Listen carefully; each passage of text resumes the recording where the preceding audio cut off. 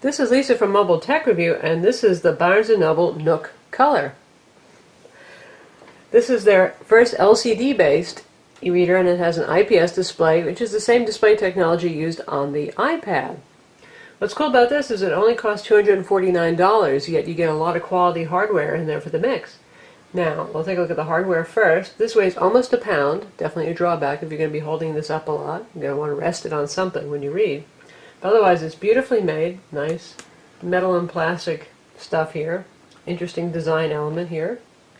Nook button always takes you back home just like it does on the e-ink Barnes & Noble Nook. It's quite slim. It's got a micro USB connector there for syncing and charging. A charger is included, and you are supposed to use the charger that comes with it because it's a fairly high capacity 2-amp charger. There's your volume controls here. It does have a built-in speaker. 3.5mm headphone jack. Headphones are not included, but you can use any 3.5mm headphones you want with this. Power button over here. And the back has a nice rubbery coating. This does not have an easily accessible battery for those of you who like to replace it yourself. And under this little door is the micro SD card slot, which is held in place by a little round magnet you can see over here. And the card goes in the slot. It's compatible with up to 32 gig micro SD cards. And it has 8 gigs of storage, so there's only about 5 gigs that are usable in the device. Now, as I mentioned, this is, relatively speaking, a bargain among LCD color e-readers and Android tablets. This does run Android 2.1. You don't have access to everything that you can do with an Android tablet like the Galaxy Tab, though, because Barnes & Noble does intend this to be primarily an e-reader. Now we're going to compare this to several other options in a minute, but first I'm going to tell you why I would call this a bargain. Most of the budget Android tablets out there, they're being sold either as tablets or as e-readers, like the Next 2, the Cruise Reader, things like that. They either have very slow CPUs, very old releases of Android, and generally much lower quality displays. This is, as I mentioned, the IPS display, same thing used on the iPad. That's a fantastic looking, very sharp display. The resolution is 1024 by 600 pixels, the same as a netbook, and just about the same as the iPad, though this is a 7-inch screen versus the iPad stretching it out to 9.7 inches. You get a pretty fast CPU in here, you get lots of internal storage, you get really nice build quality and good looks in the mix too. And now we're going to compare this to some of those other options. Okay, now we're comparing it to the Samsung Galaxy Tab, which I have in this hand over here. This is a 7-inch Android tablet. Now, obviously they're in a different league in terms of price because the Galaxy Tab sells for $600 without contract, and depending on the carrier, you can get it for $400 with a contract. This runs full Android, the Galaxy Tab. This is a tablet, and it's supposed to be used as a tablet. It also has very high-end hardware. It's a fast 1 GHz CPU, and it has the same resolution, 1024 by 600. So I would say this is the best competitor in terms of screen quality and responsiveness. While the Nook Color can slow down once in a while, overall it's pretty good. They weigh about the same. The Tab is actually a few ounces lighter, and battery life is similar. Side view there. The Tab does give you obviously 3G since there is that carrier hookup involved with it. So this is also very nice. And we'll take a quick look at the Nook reader on the Tab. So that's what you see there, whereas the whole Nook experience is integrated into this guy here, but we'll take a look at my bookshelf or library for comparison. So that's much more like the desktop application, more visually pleasing, a bit more sophisticated than the Android app can be. And if we take a look at a book, on each of these,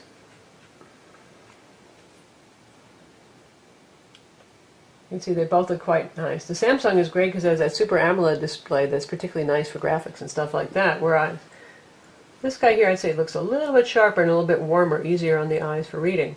Right now I have the brightness set at about 50% for this. It doesn't have an ambient light sensor control feature, though it looks like there is a hardware ambient light sensor that apparently isn't being used.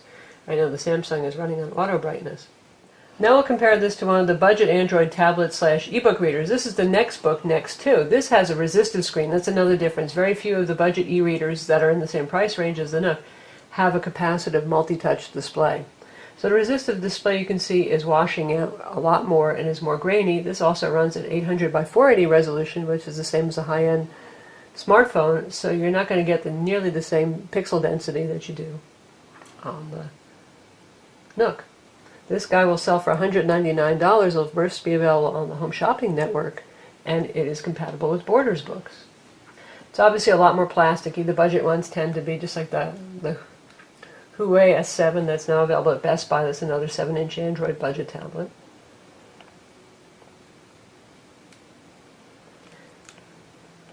Now, for you people who are just looking primarily for an e-reader and not for an Android tablet kind of thing, which really, again, is what the Nook is for, here's the most comparable e-ink alternative. This is the Sony Reader Daily Edition, the PRS 950, that just recently came out. It has an e-ink Pearl display, same resolution, 1024 by 600, and it has a touchscreen that uses infrared sensors rather than a touch layer. So you can see they're about the same size. The Sony weighs about half as much. Both have very nice build quality. And text looks good on both. The interesting thing is when you're indoors, the Nook looks incredibly good. It looks bright white. And the Sony Reader has a typical e-ink, slightly gray background, but when you take them outside, they completely do a flip-flop, because this one is not so good for outside reading. Just like the iPad, it does fade out some. You can read it, but between the glare and the fading, this guy starts to look like black text on gray, whereas the e-ink reader looks like nearly white page with black text. So depending on where you want to read these, that's going to make a big difference. If you're primarily an indoor person, you read in dim light, then this is going to be a good choice. If you want something that you can read outdoors at lunchtime, on your vacation, whatever it is, then you're going to want e-ink. Last comparison here, both with IPS displays. We have the Barnes & Noble, the Color Again, and the Apple iPad. The iPad right now is in the Nook applications. You're looking at the comparison reading experiences. And obviously the iPad is a lot larger and a bit heavier. And the text density is not very impressive on this iPad because it's running a 1024 by 768 on a 9.7-inch display versus 1024 by 600 on a 7-inch display here. So I find the Nook is a little bit better on the eyes.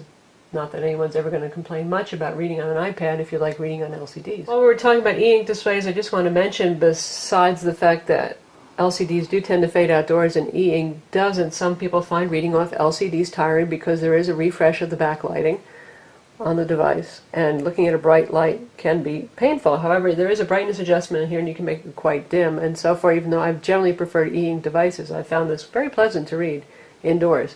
When you put it on max brightness, it's also quite bright, so you can read text outdoors if you don't mind the glare. The other problem is, of course, that it does act like a mirror. In fact, when I turn it like this, I'm sure you can see. This is not a vanilla Android tablet. As we mentioned, this is not just Android desktop and then a palette of icons. This has been heavily customized by Barnes & Noble, and they've done quite a good job of it. Your desktop here is comprised of shortcuts to your reading library. As you can see here, you have 3 main desktops, which is similar to Android.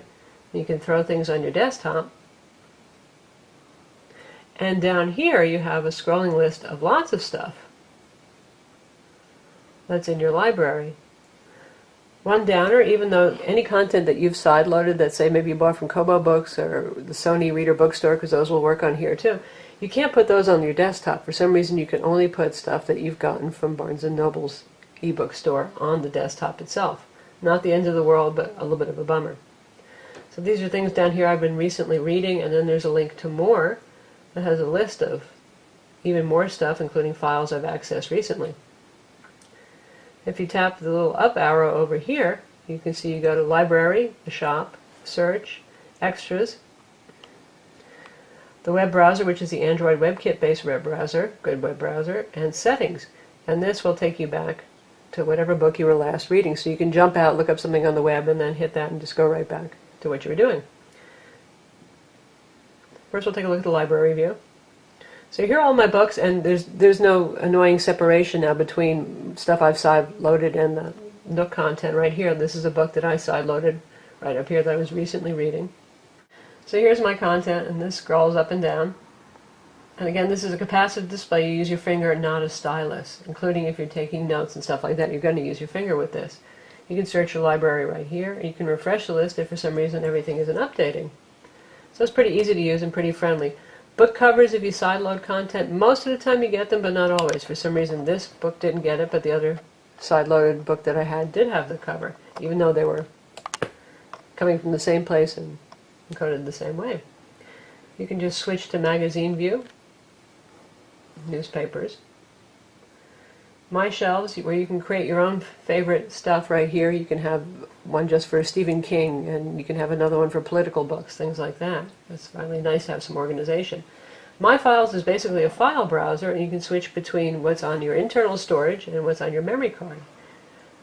And here we have My Files, and then my books are here, but really you don't need that because they're already on the bookshelf right here. And any music that I've loaded will also show up in the music player as well, and then videos, which will show up in the gallery player, the standard Android player. But you can tap in and then take a look at what videos are here.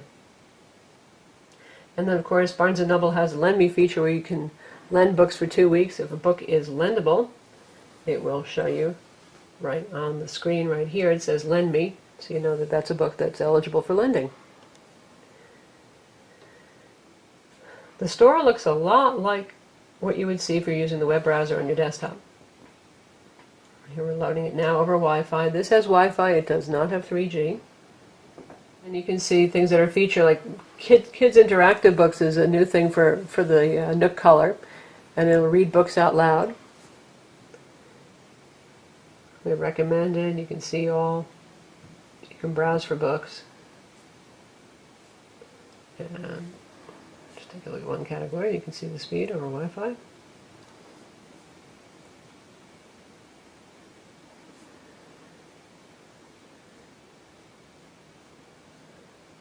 And there you go. Now we're going to take a look at magazines real quick.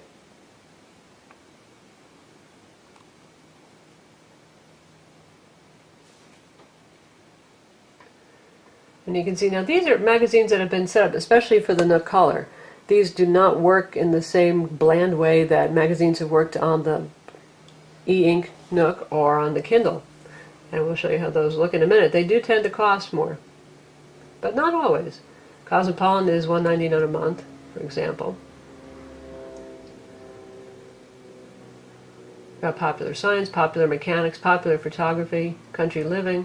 A whole lot of things that are really way more picture-based than some of the magazines that were previously featured on the e-ink readers. So let's take a look at a magazine. This is Popular Photography, and this reminds me of Press Display, Press Direct, if you've ever used that, where you get the entire magazine, including the ads. Looks just like the printed magazine. So it's a beautiful experience. In fact, surprisingly, you even see some print registration marks here. And it has an accelerometer, so you can read it in either orientation. Well, I find that these do work better in portrait mode. And that's actually an ad. Stunning looking. So you can zoom on these, pinch and zoom, but if you zoom out past a certain point, it may change the page on you. Text is readable like this, but then you see the little article view up here, and that gives you the content of the article in a very readable text-based fashion. So it's really very cool. This is something we hope we'd see more of in the iPad as a new kind of format for viewing magazines in a much more print-like fashion. And while magazines weren't the most exciting things on the Kindle or the Nook e-ink readers, now it's something I can really imagine replacing my print subscriptions with.